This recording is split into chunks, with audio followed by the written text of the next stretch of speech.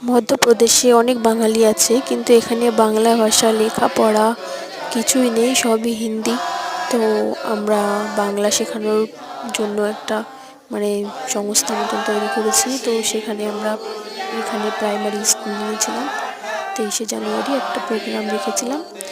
তো সেখানে মানে স্কুলে একটা লাইটের ব্যবস্থাও নেই।